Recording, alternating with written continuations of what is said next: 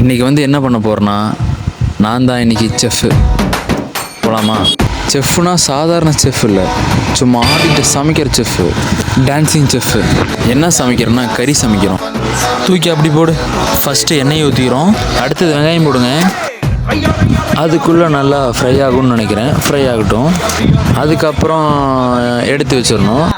வெயில் வேறு ரொம்ப கொளுத்துற மாதிரி இருக்குது. செஃப்பு நான் தான்.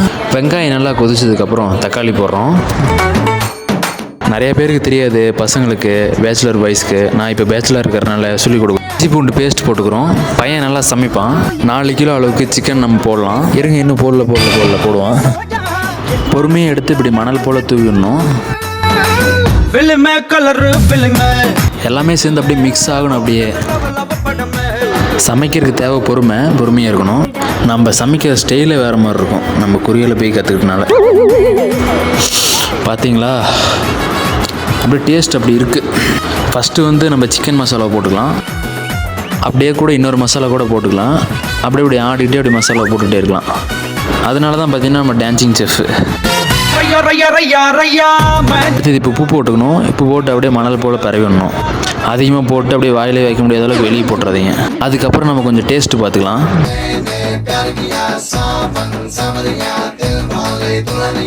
இப்படி தண்ணி ஊற்றுறது கூட ஒரு ஸ்டைலு, அது அப்படி இருக்கும். அவ்வளோதான். பார்த்தீங்கன்னா கடைசி ஃபைனல் ஸ்டேஜ் ஆயிடுச்சு.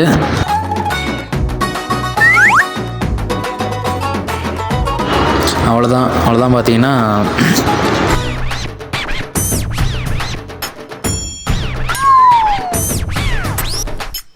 பையனுக்கு பார்த்தீங்கன்னா செஃப்பே நான் தான் பார்த்தீங்கன்னா சொல்லிக் கொடுத்தேன். என்னை மாதிரியே கட்டியிருக்கேன் பார்த்தீங்களா. இப்படி செஃப்பு தெரிஞ்சால் 4 பேரையும் சொல்லிக் கொடுங்க. பையனுக்கு கூட சொல்லிக் கொடுத்துருக்கேன். இது மாதிரி பையன் நல்லா பார்த்தீங்கன்னா பெரிய இடத்துக்கு போக வாய்ப்பு இருக்குது. சாப்பிட்டு எப்படி இருக்குன்னு சொல்லிட்டு பார்க்கலாமா?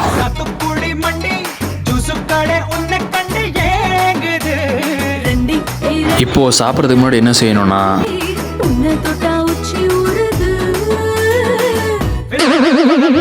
இதோட வீடியோ முடிச்சுக்கிறேன்.